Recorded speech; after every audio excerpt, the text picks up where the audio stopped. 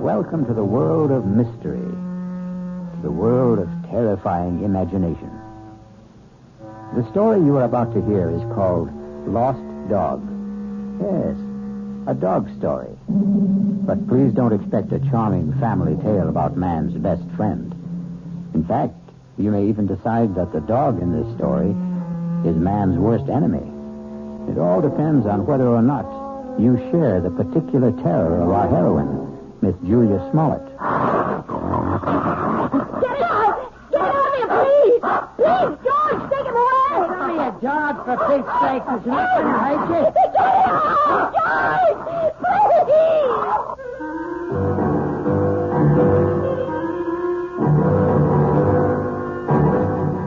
Our mystery drama, Lost Dog, was written especially for the Mystery Theater by Henry Slesser and stars Kim Hunter. It is sponsored in part by the Kellogg Company, makers of Kellogg's Special K cereal. I'll return shortly with Act One.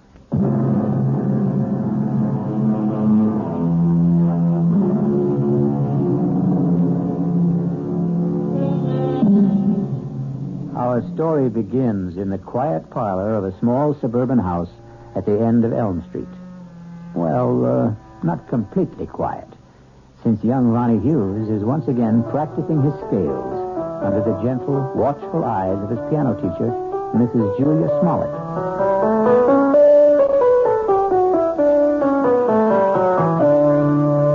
Well, that was very good, Ronnie. It was much better than last time. I still wish we could skip this scale stuff, Mrs. Smollett. I mean, I'm not saying that I'm ready to play concertos yet, but just the same... Why does it bother you so much, Ronnie? Well, playing scales makes me feel like a little kid, I guess. Oh, that's silly. All the finest pianists had to learn their scales before they could play any composition. I guess it's my fault for starting to learn to play so late in life. Ronnie, 19 years old isn't very late in life. I'm 20, Mrs. Smollett. Are you? Already? Oh, now don't tell me you've been coming here a full year. No, just about 4 months. But my birthday was last week. It was on Thursday. You weren't well last Thursday.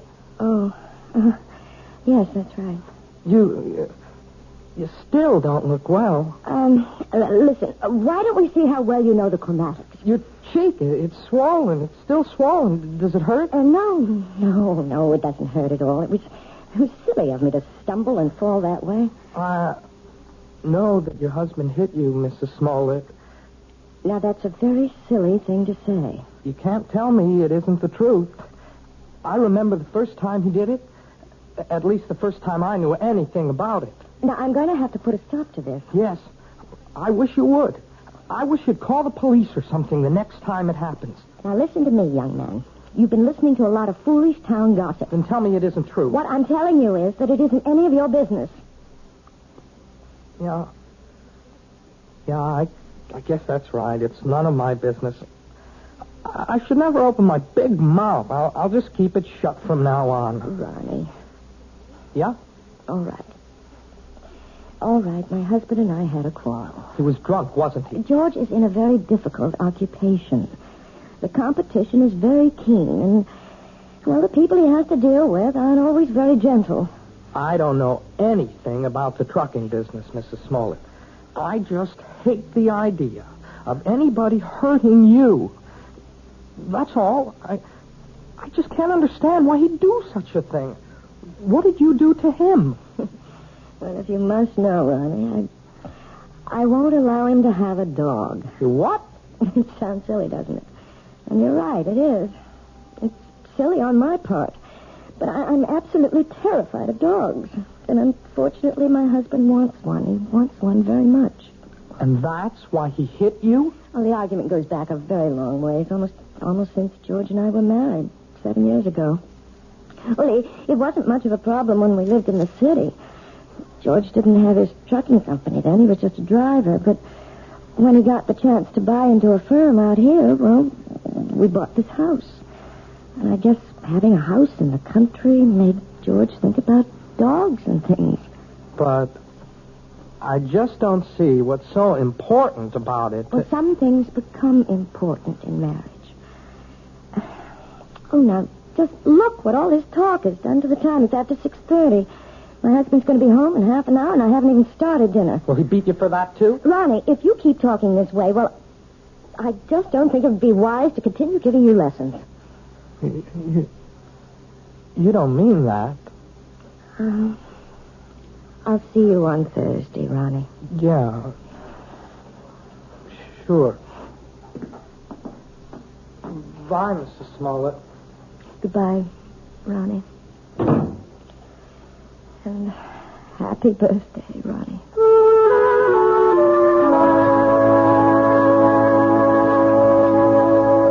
What else could I tell the guy? I had 2 semis in a repair shop. If I wanted the job, I had to use his equipment. Well, fine. Only nobody was going to hook me for a $500 premium. Hey, are you listening, Julia? Yes. Yes, I'm listening, George. What's the matter with you tonight? I'm a little tired, I suppose. Tired? You? From what? Listening to piano cover? Nah, you make me sick, you know that? You weren't listening to a word I said. You don't care about what happens in my business. You never cared. But I never understood much about it. You always talk to me as if I'm one of your associates. I know what's eating on you. Think I don't know? You're sitting there like the last judgment. You're sitting there blaming me for taking that swipe at you last week. No, you're wrong. Look at yourself. You didn't even bother putting makeup on that cheek of yours. Makeup wouldn't cover the swelling. Yeah. You want to remind me how much you suffer. Well, I got a hot flash for you, kid. The one who suffers around this house is me. I could enjoy this house plenty. I could have a great time if you weren't so sick in the head. You're talking about the dog again. Why not? You think I forgot? But surely it can't mean that much to you. I've had dogs ever since I was 6 years old. You never talked about it when we were living in the city. That was different. Who put a dog in that air-conditioned chicken coop? But now we've got a house. A real, honest-to-God house, Julia. A house needs a dog. Oh, George, you know I feel terrible about saying no, but I can't help myself. It's just something in me. It's a phobia, I guess, but dogs terrify me. Even small dogs, tiny, harmless little dogs. I go to pieces when one comes near me. It's all in your mind. Yes, but isn't that enough? No, not for me it isn't. Can't you understand that it's like a sickness, like a disease? Okay, so if it's like a disease, how come you never got cured? How come you never saw a doctor about it? A doctor? Yeah, that's right. You're telling me you're sick? We'll just find out. Well, where are you going? I'm going to get you an appointment, a doctor's appointment. I'm calling Dr. McCann right now. At this hour? I'll call him at home and make an appointment for tomorrow. We're going to settle this thing once and for all.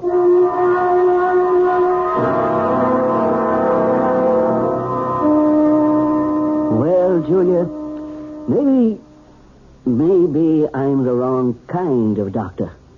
What do you mean? Well, if you're serious about getting rid of this phobia, that would take a specialist. You mean a psychiatrist? Oh, some kind of head doctor. I'm sure you realize that people who are afraid of certain things, well, they've usually had something happen to them in their childhoods, some traumatic experience or other that gets stuck in their mind like a burr and won't come out. Doctor, you know we couldn't possibly afford going through analysis. George's company isn't doing that well. He'd never stand for paying all that money week after week. Well, maybe you don't need all that couch stuff. Maybe there's something else you might try. Like what? Do you ever hear of hypnotherapy? You mean getting hypnotized by someone? Not just by someone. I mean someone who can put you under and maybe help cure you of this thing. I'm not saying it always works, but it does sometimes. Oh, I don't know.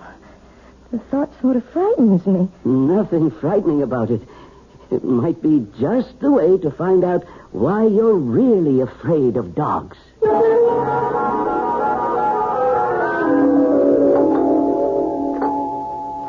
1 minute. What'd you do? Forget your key? Yes, George, I'm sorry. Where you been so late? It's almost 7:15. I went to a movie after I saw Dr. McCann.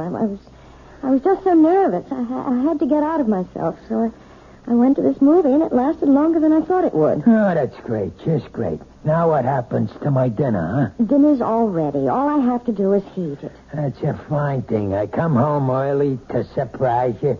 You're not even here. I'm sorry, George.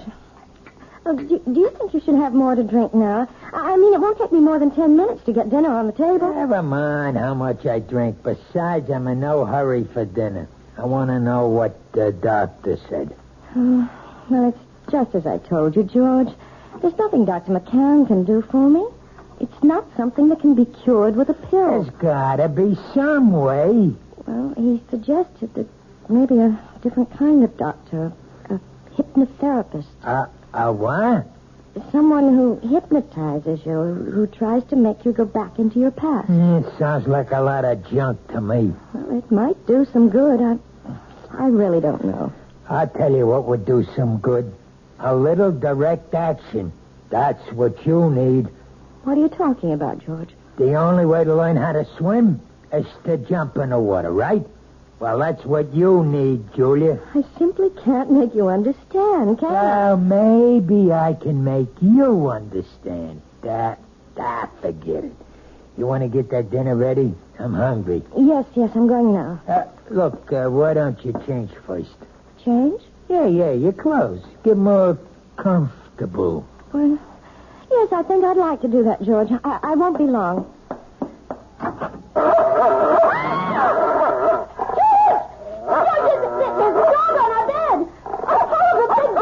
Take it easy. That's my surprise. That's it. Tell her. Get him out of here. Please, George, take him away. It's only a dog, for Pete's sake. He's not going to hurt you. Get it out, George.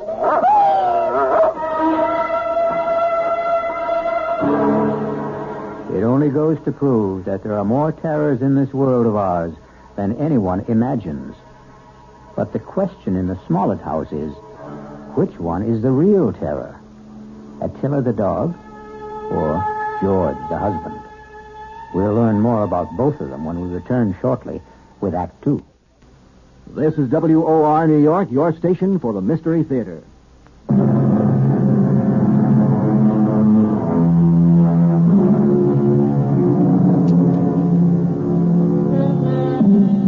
Now let's return to the plight of Mrs. Julia Smollett, the woman whose nightmares take the shape of a barking dog. How long do you want me to board the animal, Mr. Smollett? I don't know. Until that wife of mine gets her head on straight, I guess. Beg your pardon? My wife doesn't like dogs. Took one look at Attila and screamed the house down. Well, some women get scared of Dobermans. This dog's only 6 months old, for Pete's sake. Practically a puppy. Can you board my dog until my wife gets through with her treatment? Treatment? I don't think I understand. Just give me a straight answer. Oh, yes, sir. Certainly. We'll take the dog for as long as you like. We'll see how long that is.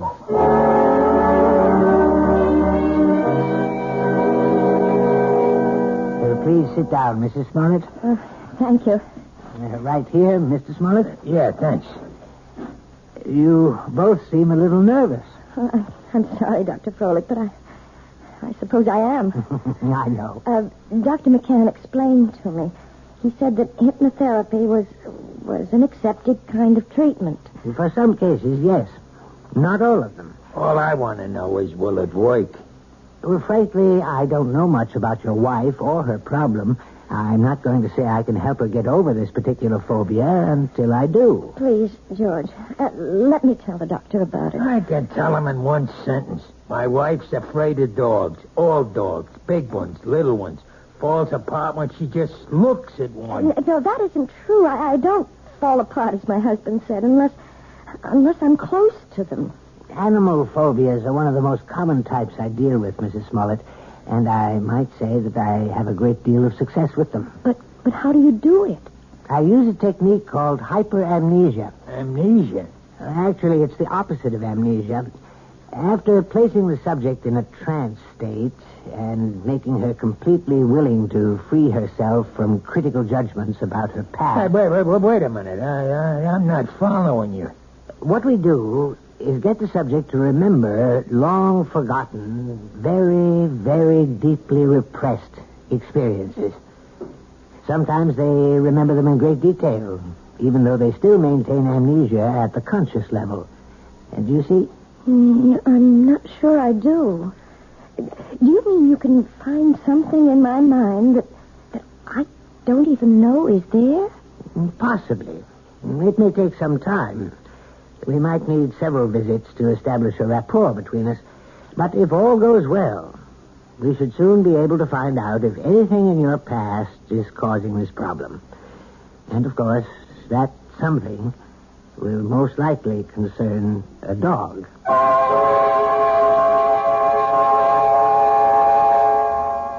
That wasn't one of Hank's longest passes, but it was a bullet right at Joe Flax, deep in enemy territory. George? 3 minutes left in the half. You home already? Whether or not the Raiders Yes. will try to go all the way. Well, what happened? How'd it go at Folix? It was all very strange. Well, come on, let's hear it. Did he get you hypnotized or didn't he? Look, I just want to hang my coat up. Look, I'm missing a big game just because I want to hear. You might as well turn it on again, George, because all that Dr. Folek did was what he called the first stages. What does that mean? I mean, well, he put me under all right. There wasn't any problem about that. Yeah, I figured that. Tell me what he said about the dog. He didn't say anything, George. Oh, what do you mean? Just that. He didn't start talking about my problem. That's going to have to wait until I'm more receptive. What's he trying to do? Keep stringing you along until he bleeds me dry? Those visits cost $50 each, you know that? I know it's expensive, but you're the one who insisted that I go. $50 a week plus kennel charges. A couple of months of that, and I'll be hocking half of my trucks. Look, you tell that guy to get down to business. It's only my second visit, George. Well, we better start seeing some results on number 3, understand? I'm not waiting any longer.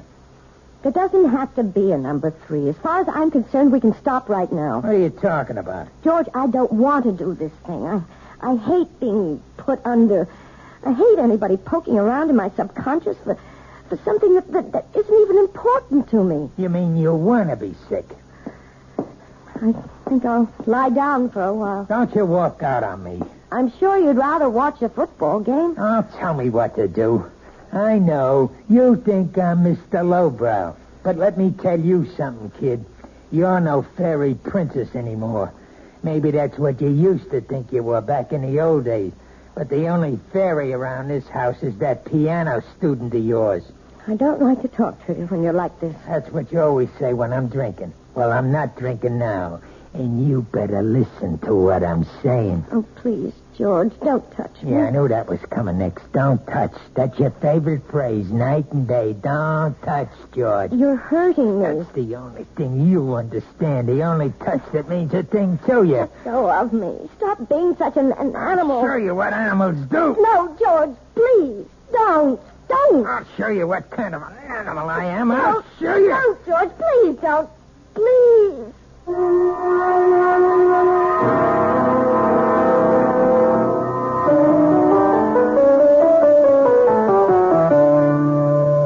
Well, I guess that wasn't much better, was it? What? You didn't think much of the performance. I mean, it wasn't exactly Horowitz, was it? No, it was perfectly all right, Ronnie, really. But you're not all right, are you? Oh, yes, I'm fine. You look awful. No, I didn't mean that. You never look awful. But you're acting so funny today.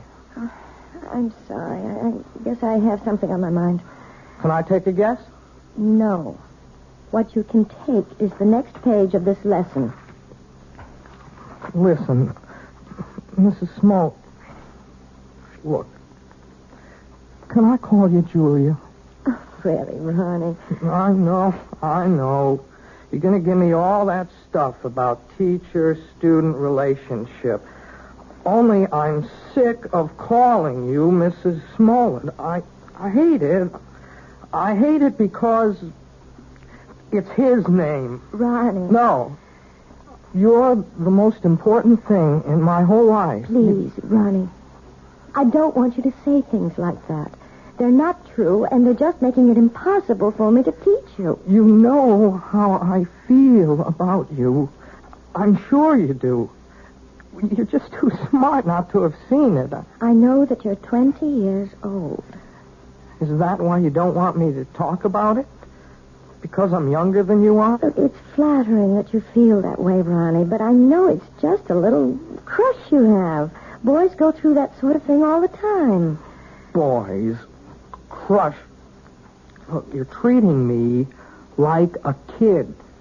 If you ask me, that's why you keep me on those damn scale exercises all the time, so you won't have to think that I'm any more of a man than those 10-year-old kids that you teach all the time. No, Ronnie. I know you're a man. Of course I do. Well, and if you think that, treat me like one. Just once. Please. Please. Let me kiss you, Julia. Just once. Ronnie. Please, Julia. What is it? What's the matter? It's nothing. I just bruised my neck a little, and when you touched it... Your neck? Yes, it's nothing. Is that why you're wearing the scarf today? Let me see. No, Ronnie, don't. Oh, my God. It was just an accident. Nothing but an accident. You're all bruised. Your whole neck. Look at it. I can see more bruises. Down the shoulder. What did he do to you? Please don't talk about it. I can't bear to talk about it. You don't have to. Julia, you don't have to. But he's going to talk about it. With me.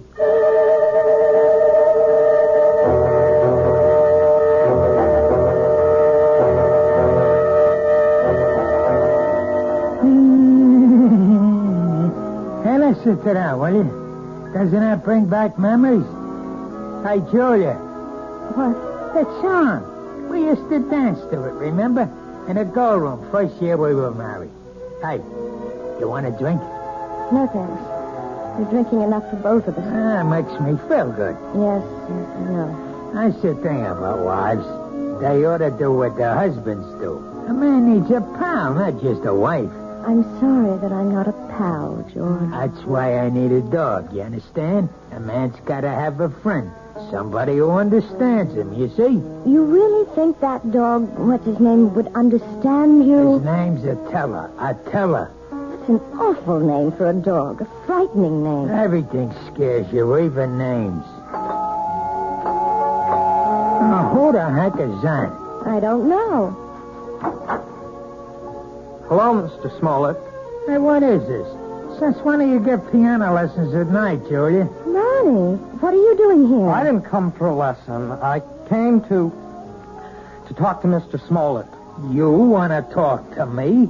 About what? May I please come in, sir? Yeah, sure. Come on, Sonny. Ronnie, you shouldn't have come here. I won't stay long. I just want to say something to your husband. Sure, kid. Go ahead. I wanted to say that I know what you're doing to Julia. I know how you've been hurting her, and I won't let you get away with it. What was that? Oh, Ronnie, no. Even if she doesn't want to say anything about it, I will. You touch her again, I'll go to the police. I mean that. See, there are laws in this country. I think maybe I'm hearing things. I swear, Mr. Smollett, you ever hit her once more, you're going to go to jail. So I'm going to jail her, and you're going to put me there. Ronnie, I begged you not to do this. No. It's okay, Julie. I like hearing this. I mean, I want to know what the younger generation is thinking. You don't want me to hit my wife anymore, is that it? That's it. You sure you know the difference between hitting and just giving little love taps? Please, Ronnie, go. Go right now. I mean, maybe you made a mistake, kid. For instance, this is a love tap. Oh, George! Now, that's a love tap, Ronnie, baby. This is... Oh, George, stop it! Don't! And you see the difference, kid? You better be sure you know the difference before you talk to the cops. George! George, don't! Don't!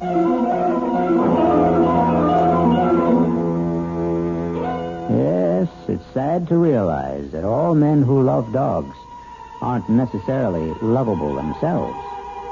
But obviously, George Smollett is a man who believes that brute force trains people as well as animals. He may be right in some respects, but perhaps he should be aware of the old saying that every dog has his day. I'll be back shortly with Act 3.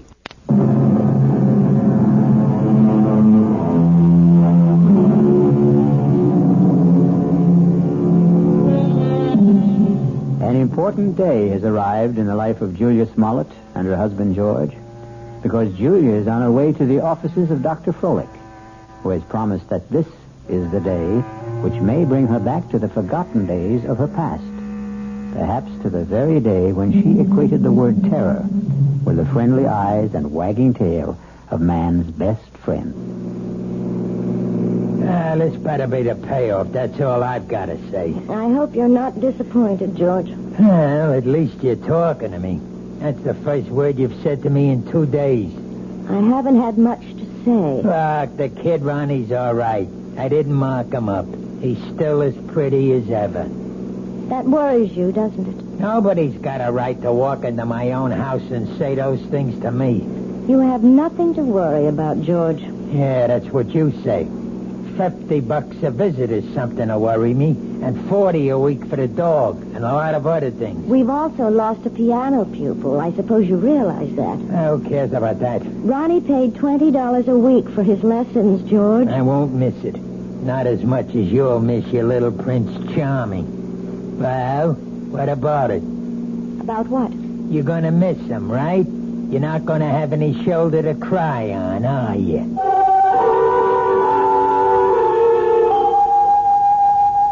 I think I'd better explain exactly what I planned, Mrs. Smollett.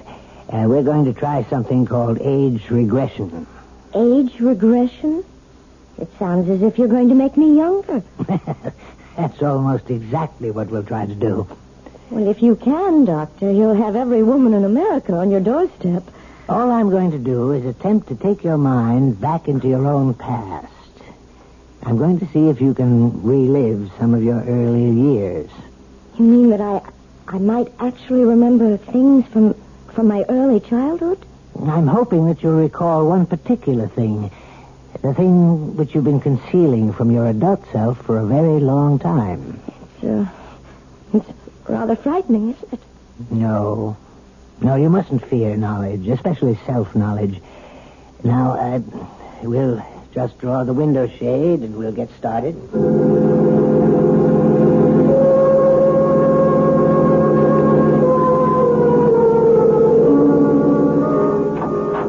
Mr. Smollett, would you like to come inside? Me? You mean you're all through so fast? No, we're not through, but your wife is in a deep trance, and I thought you might want to be here when we begin the age regression attempt. Well, sure, if you want me in there. Hey, she looks like she's asleep. But she isn't. Hypnosis only resembles the sleep state, but it's not. Mrs. Smollett is very much awake. Yeah? Mrs. Smollett. Julia, you may open your eyes now. Ah, that's fine. Now, tell me, do you know what day it is today? Yes. Wednesday. No, you're wrong. It's Friday, Julia. Is that right? Yes, Friday. No, Julia, it isn't Friday either. Do you know what day it is now? No. I don't know what day it is. In fact, right now you don't know the day or the month or even the year, Julia, do you? No. You see, Mr. Smollett, I'm purposely doing this to dislocate your wife in time. Oh, yeah, I understand. Julia, you're going to be a child all over again. You're going to see and hear and feel everything you did since you were a baby. And you're going to tell me everything I want to know about what you see, hear, and feel. You're going to answer all my questions starting right now. You understand? Yes. Julia, you are 1 year old. Do you hear me? You're an infant, only 1 year old. Tell me what you know, Julia. Tell me if you're afraid of dogs.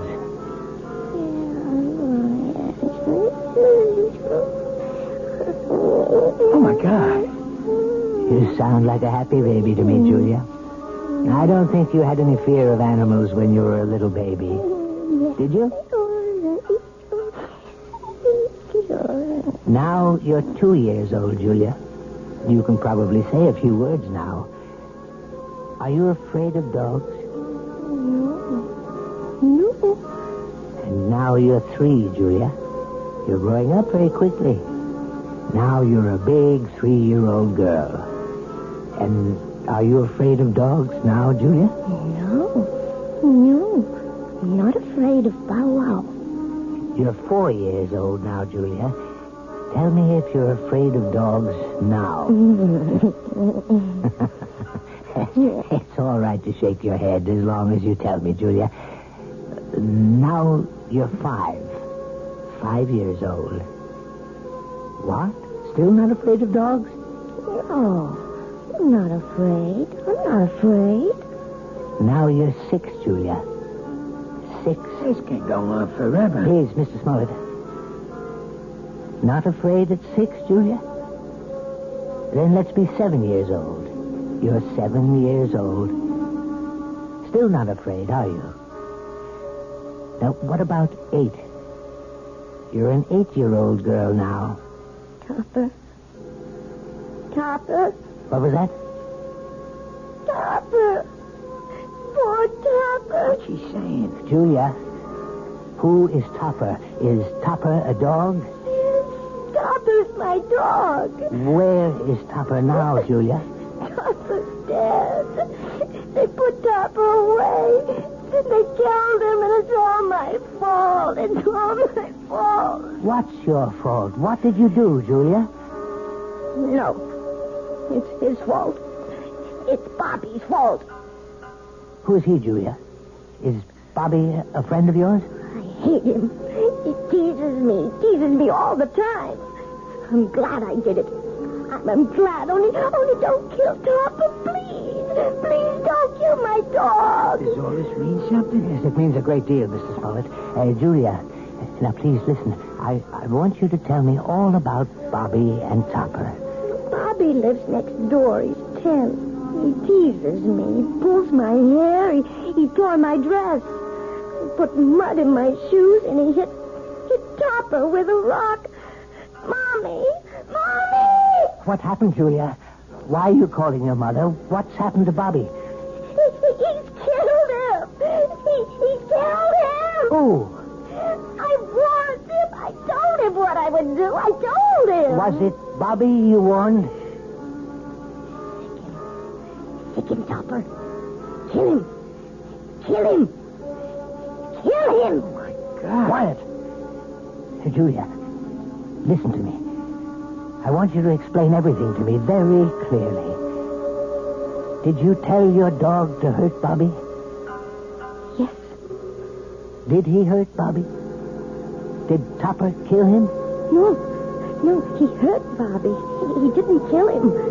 He hurt Bobby in the neck, but they killed Topper. They killed my dog.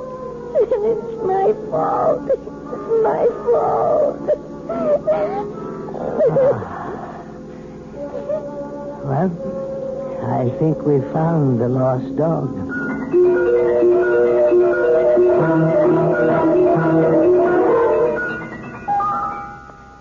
So, now you know, Mrs. Smollett. Now you may be able to understand. It was this one incident in your childhood, this one tragedy of your past innocence, which is responsible for your phobia. More than anything, you have a strong feeling of guilt. You blame yourself for what happened to little Bobby, when in all likelihood you were not in any way at fault. No, Dr. Froelich. You're wrong about that part. It was my fault. I remember it all now.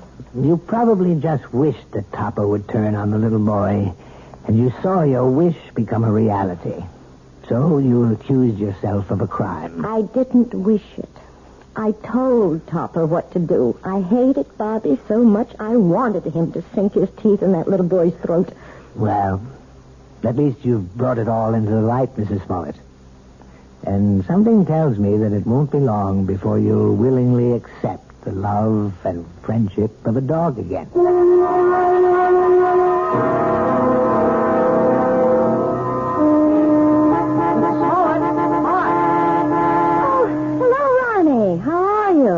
I'm okay, I guess.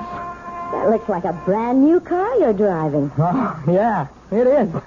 My parents gave it to me for my birthday, but, well, it took a couple of months to get it here from the factory. Well, you see, I wanted a couple of special things done to it. It's very handsome, Ronnie. I'm sure you're enjoying it. Yeah, it's great. I guess you've been shopping, huh? Yes, I have been. Ronnie, maybe you'd like to come inside for a few minutes for some tea or something? I'm afraid I can't right now. See, I'm supposed to pick up Lisa at her house. Lisa? Yeah, Lisa Bryant. We, sort of going steady now. Yes, of course. Well, it was very nice running into you, Ronnie. Yes, it was. Hey, by the way, you're looking, well, you seem real fine these days, Mrs. Smollett. Yes, Ronnie. I'm really very fine. Now I've got to go inside. It's time to feed Attila. Who? Goodbye, Ronnie.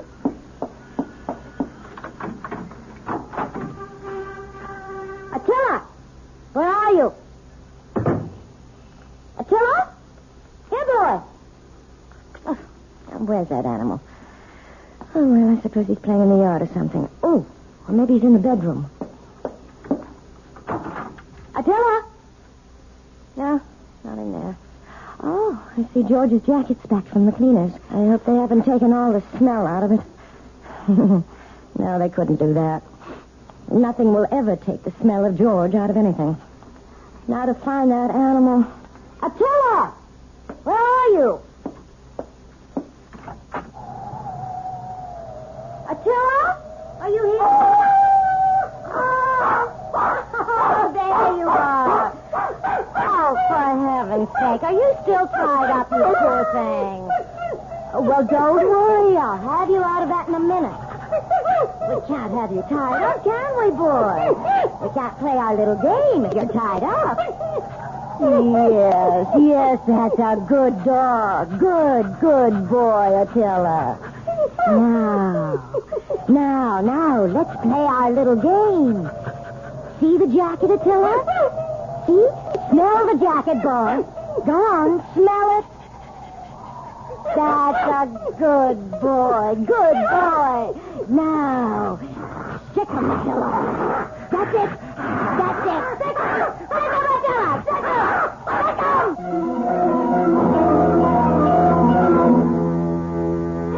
Who said a dog has to be man's best friend? Why not woman's best friend? Especially a woman like Julia, who's just learning how really helpful a dog can be. Or rather, she's remembering how helpful. And one day soon, George Smollett will come home to a very surprising greeting from his own pet. I'll be back shortly.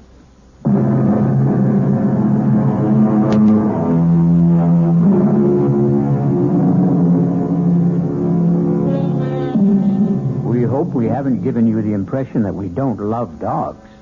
We love them very much, especially since dogs are descended from wolves. And the wolf is not only a fascinating creature, he also does something wonderful for all lovers of mystery stories. He makes this chilling sound. Our cast included Kim Hunter, George Matthews, Robert Dryden, Gil Mack, and Mandy Patinkin. The entire production was under the direction of Himan Brown. Radio Mystery Theater was sponsored in part by Anheuser-Busch Incorporated, brewers of Budweiser. This is E.G. Marshall inviting you to return to our Mystery Theater for another adventure in the macabre. Until next time, pleasant dreams.